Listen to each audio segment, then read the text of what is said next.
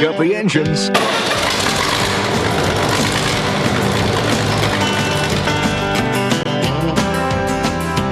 Classic tractor clubs are thriving.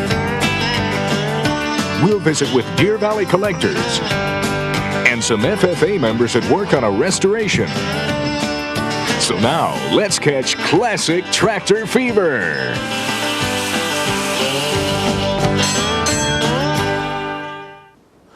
Hello and welcome to Classic Tractor Fever. I'm Ray Wilkinson and we're going to have some fun today. You know, folks with the fever just seem to naturally want to get together. I guess the only thing more fun than collecting and restoring classics is talking about them and showing them off to your friends. That's why classic tractor clubs of all kinds are thriving today. From the rough and tumble engineers to the Florida flywheelers and all the two-cylinder clubs from coast to coast. There are clubs in particular regions, clubs for just about every tractor make. They have their own newsletters and t-shirts, and they get together to have tractor pulls and plowing demonstrations and all kinds of fun. So let's take a closer look at tractor clubs today. We'll check in with the Deer Valley Collectors when we come back.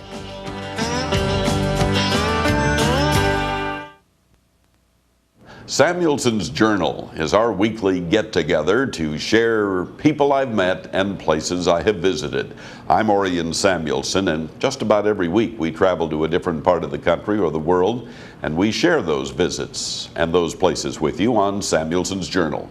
4 times a week, Central Time, Saturday, 9 a.m. and 12:30 p.m., and Tuesday and Thursday at 3 p.m. Join us here on Channel Earth. Friends, there is a link between worms and production loss in swine, beef, and dairy cattle. Safeguard cuts the link and eliminates worms that cause loss of gain, loss of milk, and loss of feed efficiency. So if you want to increase your herd profits, get rid of worms with dependable, broad-spectrum Safeguard dewormer. Don't put up with production loss. Cut the link with Safeguard, a great name in animal agriculture.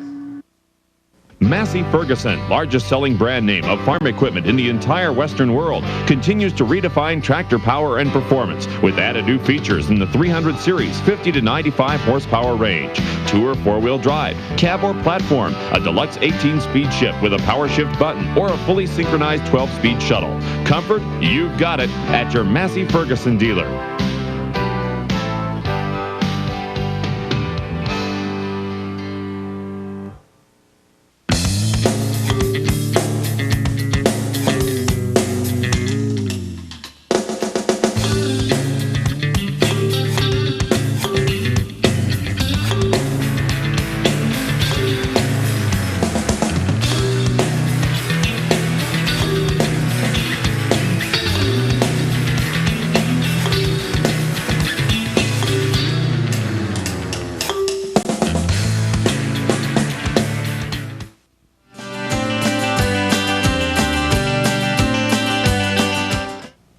If you've got the fever, show it off with beautiful Classic Tractor Fever apparel. Choose from a rugged denim cap, a comfortable button-down denim shirt, or a striking denim jacket that'll stop traffic at any tractor show.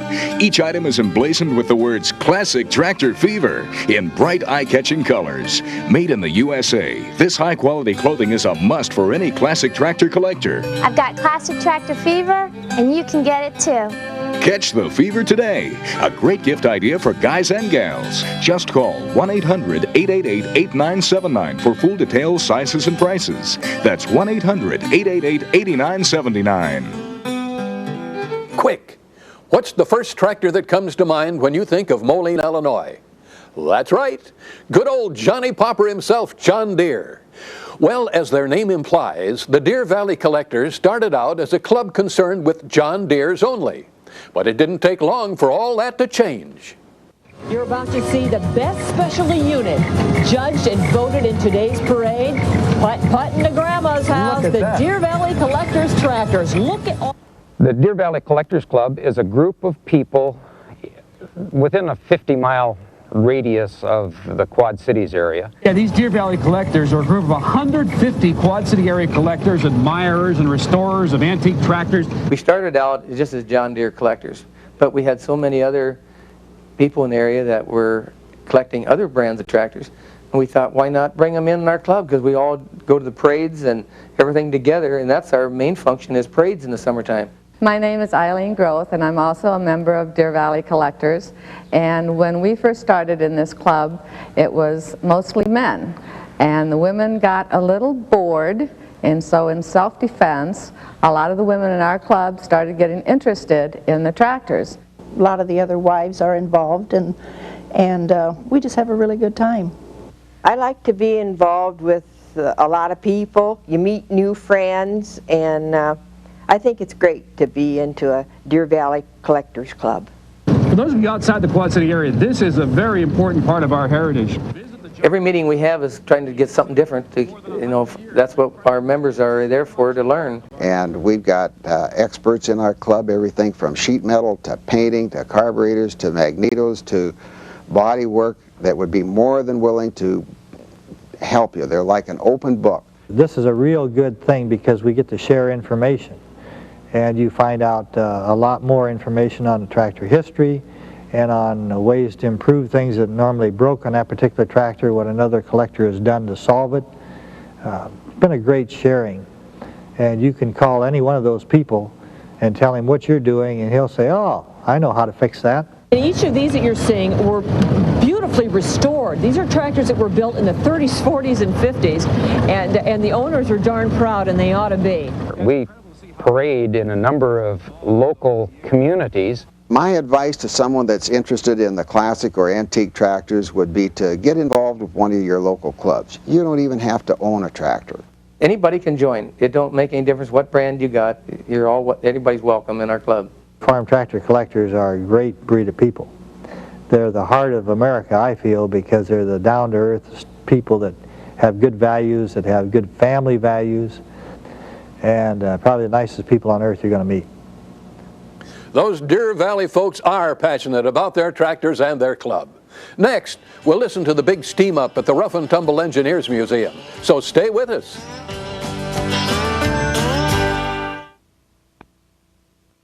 From sunup to sundown, Channel Earth brings you the news that matters to rural America. From pocketbook issues that lawmakers decide in Washington, to international trade matters that can close our markets or open them, to the sometimes difficult hand dealt by Mother Nature, Channel Earth presents the story from the rural perspective. No other news service in the country brings you this up-close view of agriculture with a full appreciation of what's happening to the farmer. Channel Earth, Channel 283 on DirecTV. Well, the wetlands started out as a commercial concept, but it's grown to be a great deal more than that. This is something beyond what most people have ever seen or even have conceived of. Well, rice farming cleans surface water and returns the water back to the bays and estuaries in a much cleaner and purer state. There's also a deeper sense that runs in the farmer's mind that he is a steward of this land. Where does Napa keep over 200,000 different parts? Right up here. Now remember, your belt tension on this is critical. What kind of car is it? Well, I'll sell you all the struts you want, but I wouldn't recommend putting them in without the right tools. I'm sure we have it. Okay, is it a 77 or a 78? Because they changed the carburetor in 78. Actually, that's not a stupid question at all. I know what it used to be. You don't stay at Napa long handing out the wrong answers, and I'm not planning on going anywhere. America running. As radar, this was my favorite swamp. As Gary Berghoff, real swamps are even more important to me.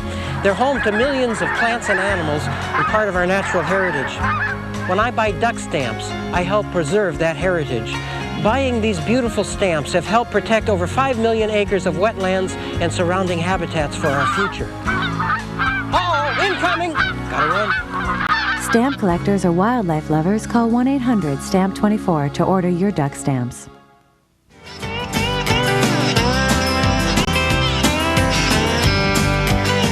These days, classic tractor fever is hot, just about everywhere.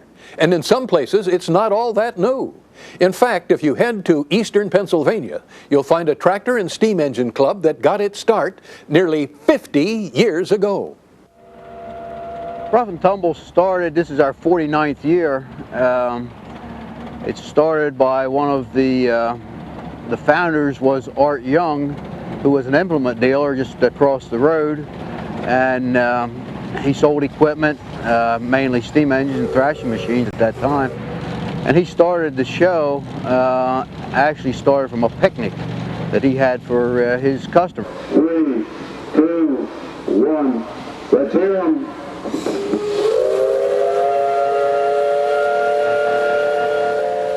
Why do people do it? I'm not sure. It probably brings back some memories for the older ones when they were growing up. For the younger ones, maybe they heard their parents or grandparents talk about it. Our membership, I think, is close to 2,000 members. They're from all over the country. We even have people from England sometimes come out and see what we have, see what the smoke's all about, the whistles are all about, and get interested. Someday you may want to take a trip to Rough and Tumble yourself. And speaking of trips, lots of tractor enthusiasts take field trips together to hunt down their favorite classics or visit the old factory. But Gary Harrison found one group that made one of the longest field trips you've ever heard of, to put themselves in harm's way. Mitt namn är Mats Andersson och jag kommer från Skåne i Sverige och jag har antiktraktorfeber. Ja, ni får prata och göra vad som helst, men ni får inte låtsas som de är här. There's certainly nothing new about Tractor Club members going on a field trip together, but there's field trips and then there's field trips. Swede on board? How about 42 Swedes? All rumbling across the east central Illinois countryside toward a much anticipated meeting with classic tractor host extraordinaire, Darius Harms. They're all loyal members of the Veteran Machine Klubbern Swede. Pardon my Swedish. This is one of the most active, if not the most active, clubs for classic tractor collectors in all Sweden. Borje Arvidsson is a spokesman for the club. This club is, we have this club in 15 years, and we have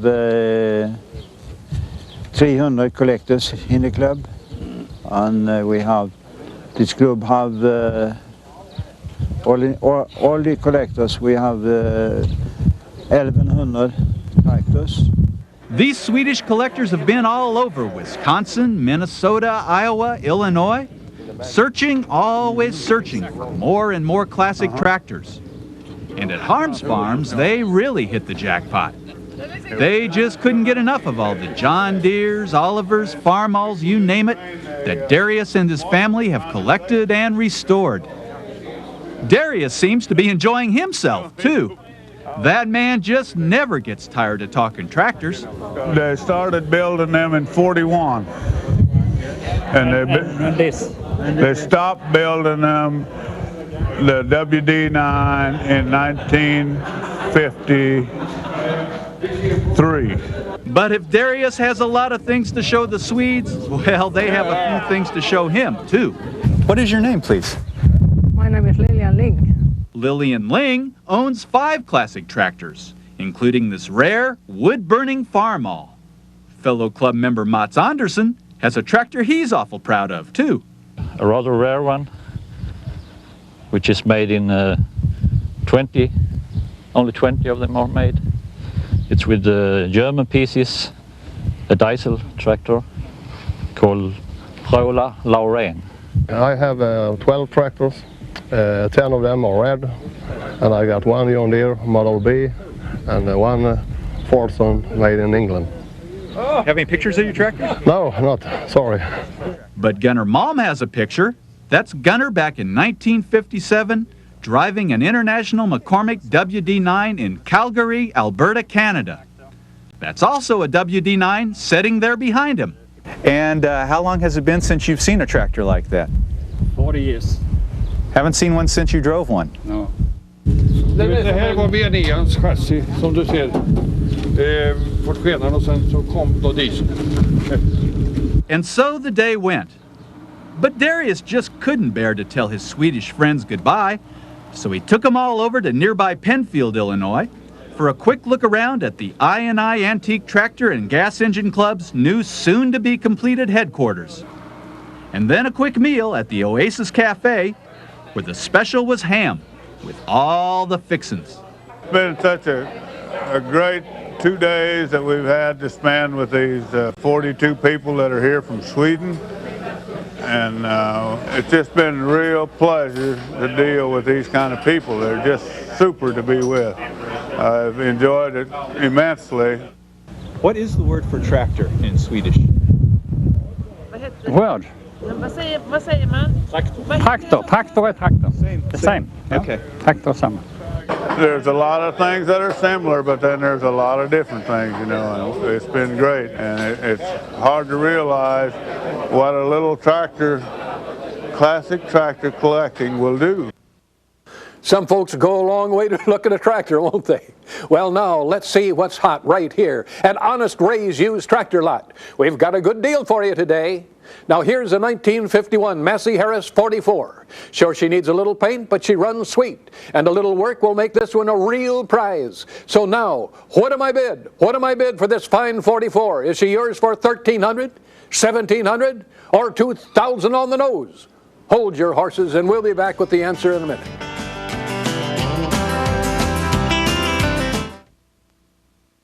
The Washington impact on what you do. In agriculture, we've learned that the laws they enact and the regulations they impose can affect the bottom line of farming. That's why Channel Earth presents each weekday morning Washington Party Line. Veteran Washington agriculture reporter Patrick Haggerty joins Orion Samuelson direct from Capitol Hill. See Washington Party Line Monday through Friday at 7:30 and 9:30 a.m. Central on Channel Earth. A better world through agriculture. My dad bought this farm in 1927. He knew these fields like the back of his hand. This land's been good to us. It's fed my family and thousands of others. Trouble is, the experts say that by the year 2050, world population will nearly double. And because people will demand more food of higher quality, farm output will need to triple. Since our planet's not getting any bigger, these fields will have to work harder than ever. That's why new farming technologies are so urgently needed. With help from military satellites, I can create precise maps of my fields that help me pinpoint where crop growth isn't what it should be. Then, by treating those spots, I can get higher crop yields from the same amount of land. With this new satellite technology, I know precisely where to apply chemicals and fertilizers, and that's good for the environment. Proclaiming the good news about precision farming methods is important to the Archer Daniels Midland Company because feeding the world is our business. Someone once said, we all come into this world alone, and we leave the same way.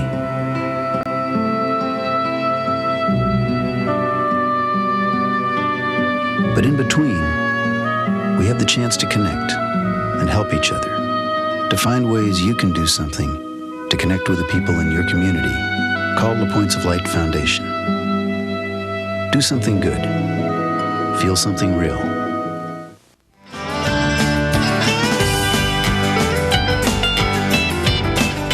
So, what's the 1951 Massey 44 worth? Well, they were a good running tractor in their day, and this one's still got some life.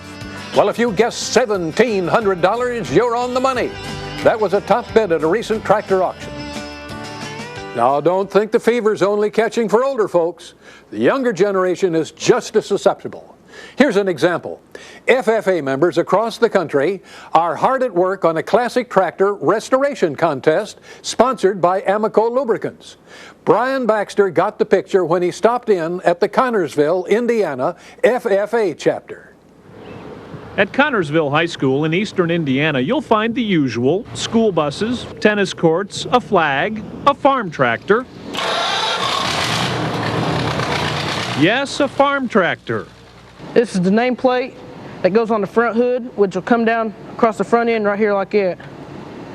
And we'll have to get all dents out of it and paint it up. Jason Ruff and Jacob Bolander, members of the Connersville FFA chapter, are hard at work restoring this rusty old machine. It's a 1956 Cockshutt 40 and was given to the FFA by a group here in Connersville. It was built by Cockshutt Company, and the main factory is in Canada.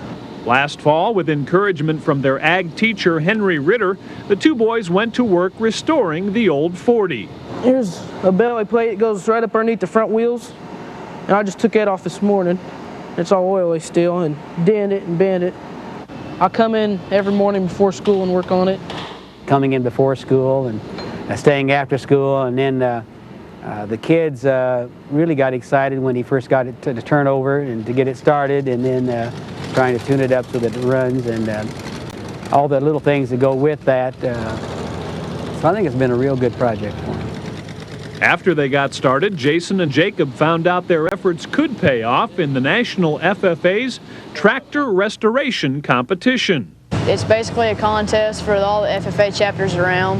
Each FFA chapter has a tractor and they're going to restore it, and then they're going to be judged. It gives me a chance to compete with it and earn some money, a prize. And then if I win at state, I'll be able to go to national competition, and I'm hoping to do that. The FFA contest is sponsored by Amoco Lubricants. Grand prize is $2,500. I was hoping if we get that, maybe we can buy another one and fix it up. The cockshut may look rough, but the restoration effort is now in the home stretch. And it was a lot rougher when Jason and Jacob got started. Basically, when they first started on it, these two, it didn't run. There were some parts that they had to locate. The rear wheels was off of it, sitting up on jack stands, and none of the sheet metal was here. I had to go down in the building and dig it out. They've come a long way in regards to getting it, and as the farther they go, the more enthusiasm and the more interest they have. And I think the other thing is the pride that they take in it. Jason handles most of the engine work while Jacob works more on the cosmetics. I've been taking off sheet metal pieces and pounding out dents and sandblasting them and DPing them and getting them all ready to spray. I got a picture of a cockshut, and I'm using it to go by so I know where the colors, what gets painted the right color and everything, and where decals go. It'll be a cockshut red and have a cream colored wheels and front grille and have the name across the side and like an arrow. They're also using the original owner's manual as a reference. And once in a while, thinking about the tractor gets in the way of the rest of their day. I'll be sitting in math class and I'll think of something and I'll pull out my owner's manual and start looking through it, and I'll get yelled at for not doing my homework. This 1956 cockshut was built a quarter century before these boys were born. But looking back at what once was in farming can be a valuable experience. So I think it's kind of important that these individuals spend some time and look at those powerhouses and equipment that we had just to see where we're at today. So I think it's very useful for them to realize that and appreciate the efforts put forth by farmers that came before them. So with all the time and effort spent on this tractor, what have these two FFA members learned? I've learned that cockshuts are a lot different than John Deere's. My favorite tractor is John Deere, but I'm starting to like cockshut. I've been working on it for a long time, and they're pretty easy, and I'm starting to like the shape and the colors and everything. Whether they win the FFA contest or not, just like anyone else who's spent time restoring a tractor, the effort itself has created a bond between man and machine.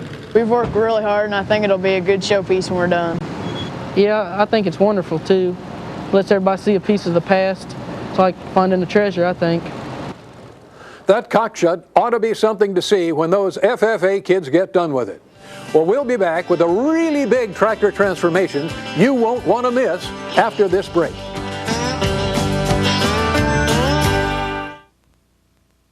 It's a view of the agricultural commodity markets like you've never seen before, and she brings it into your home every market day. Channel Earth's Deborah Costrin, with her desk just feet away from the trading pits in Chicago, has an up-close personal view of the markets. With analysis from those who trade here, she updates hourly the happenings that set the prices for the world and the prices that affect your bottom line. Channel Earth's Deborah Costrin, just one more reason to tune to Channel 283 on DirecTV. Who introduced the first practical pneumatic farm tire and the long, even wear of 23-degree long bar designs? Who runs the world's only test center just for farm tires and built the first American-made tire specifically for mechanical front-wheel drive tractors? Who's saving today's farmers time and money? The first one, Firestone, the leader in the field. For more information or the location of the Firestone Farm Tire dealer nearest you, call now. It may look like the simple life, but today farming is one of the most complex businesses in the world. That's why when they need the resources to compete, more farmers rely on Farm Credit Services, the country's largest agricultural lender. Call us. We'd be happy to meet with you in your boardroom. Farm Credit Services, at the heart of a growing America.